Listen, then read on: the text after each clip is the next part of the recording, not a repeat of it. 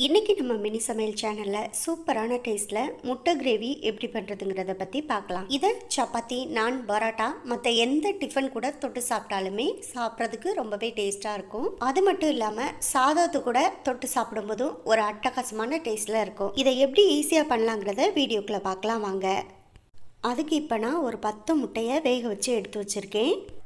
இப்போ இந்த முட்டை எல்லாத்தையும் நம்ம எடுத்துகிட்டு ஒரு கத்தி வச்சு லைட்டாக கீரல் போட்டுக்கலாம். முட்டையை கீறிட்டு சேர்க்கறதுனால கிரேவி எல்லாமே நல்லா முட்டையில் செட் ஆகி வரும். அப்போ முட்டையும் சாப்பிட்றதுக்கு நல்லா டேஸ்ட்டாக இருக்கும். இப்போ இதே மாதிரி மீதம் இருக்கிற எல்லா முட்டையுமே கீறி எடுத்துக்கலாம்.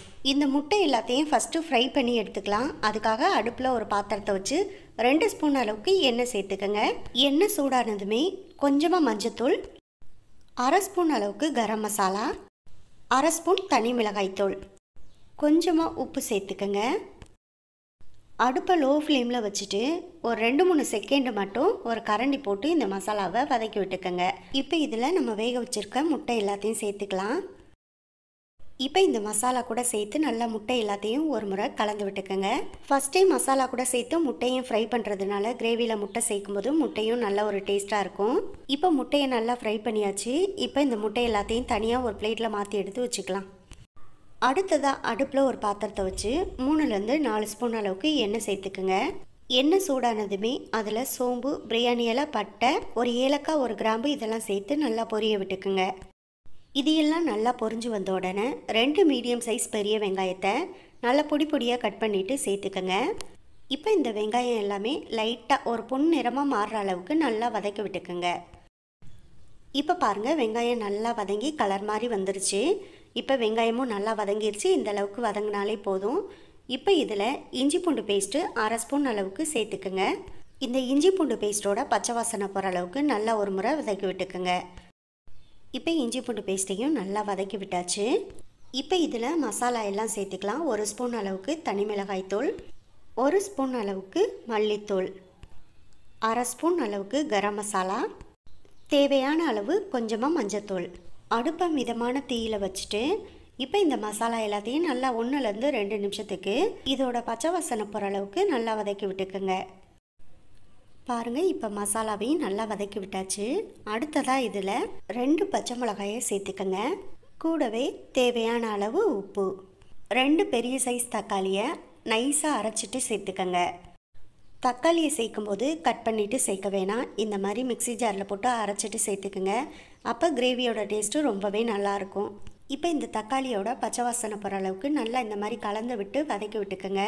தக்காளியையும் நம்ம அரைச்சிட்டு சேர்த்துருக்கிறதுனால கிரேவி வந்து நல்லா கெட்டியாக இருக்கும். இந்த சமயத்தில் அடி பிடிச்சிடாமல் அடுப்பையும் மீடியம் ஃப்ளேம்லேயே வச்சு விடாமல் கலந்து விட்டுக்குங்க. அடுப்பை லோ ஃப்ளேமில் வச்சு இந்த கிரேவியை 1 நிமிஷத்துக்கு மட்டும் கொதிக்க விட்டுக்கோங்க. அதுக்குள்ளே இப்போ ஒரு 10 முந்திரி பருப்பை எடுத்து நான் ஒரு 30 நிமிஷத்துக்கு முன்னாடியே தண்ணியில் போட்டு நல்லா ஊற வச்சுட்டேன். இதை மிக்ஸி ஜாரில் போட்டு நல்லா நைஸாக அரைச்சி எடுத்து கிரேவியில் சேர்த்துக்கலாம்.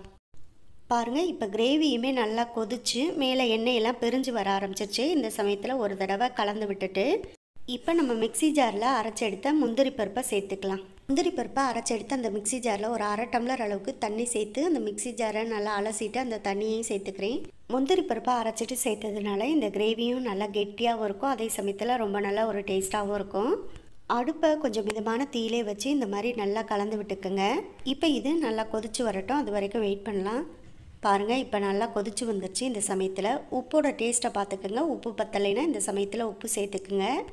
கூடவே கொஞ்சமாக கொத்தமல்லியை நான் பொடி பொடியாக கட் பண்ணி எடுத்து வச்சுருந்தேன், அதையும் இதில் சேர்த்துக்கலாம். இப்போ இது எல்லாத்தையும் சேர்த்து கலந்து விட்டுக்கலாம். கொத்தமல்லியை இந்த ஸ்டேஜில் நம்ம கலந்து விடுறதுனால இந்த கொத்தமல்லியோட ஃப்ளேவர் வந்து இந்த கிரேவிக்கு சூப்பராக இருக்கும். இப்போ இந்த கிரேவி நல்லா ஒரு 2 நிமிஷத்துக்கு கொதிக்கட்டும். அப்போ தான் எண்ணெயெல்லாம் பிரிஞ்சு நமக்கு கிரேவி வந்து நல்ல ஒரு கன்சிஸ்டன்சிக்கு வந்துடும். பாருங்கள், இப்போ எண்ணெயெல்லாம் பிரிஞ்சு மேலே வர ஆரம்பிச்சிருச்சு. இந்த சமயத்தில் நம்ம ஃப்ரை பண்ணி எடுத்து வச்சுருக்க முட்டை எல்லாத்தையும் இதில் சேர்த்துக்கலாம். கிரேவியோட கன்சிஸ்டன்சி வந்து இன்னும் கொஞ்சம் உங்களுக்கு வற்றி வரணும்னு நீங்கள் நினச்சிங்கன்னா இன்னும் ஒரு 2 நிமிஷம் கழித்து கூட முட்டையை சேர்த்துக்கோங்க. அப்போ கிரேவி ஓரளவுக்கு நல்லா வற்றி வந்துடும். இப்போ முட்டை எல்லாத்தையும் சேர்த்து ஒரு முறை இந்த கிரேவி கூட கலந்து விட்டுக்கோங்க.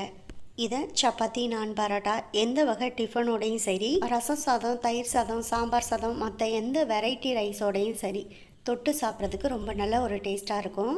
இப்போ அடுப்பை மீடியம் ஃப்ளேமில் வச்சுட்டு ஒரு 5 நிமிஷம் வெயிட் பண்ணுங்கள். கிரேவியும் ஓரளவுக்கு கெட்டியாக வந்துடும். அதே சமயத்தில் முட்டையும் இந்த கிரேவி கூட நல்லா செட் ஆகி வந்துடும். இப்போ அடுத்த ஒரு 5 நிமிஷம் ஆச்சு. இப்போ இதில் கொத்தமல்லி தலைகளை கொஞ்சமாக தூவி விட்டுக்கங்க.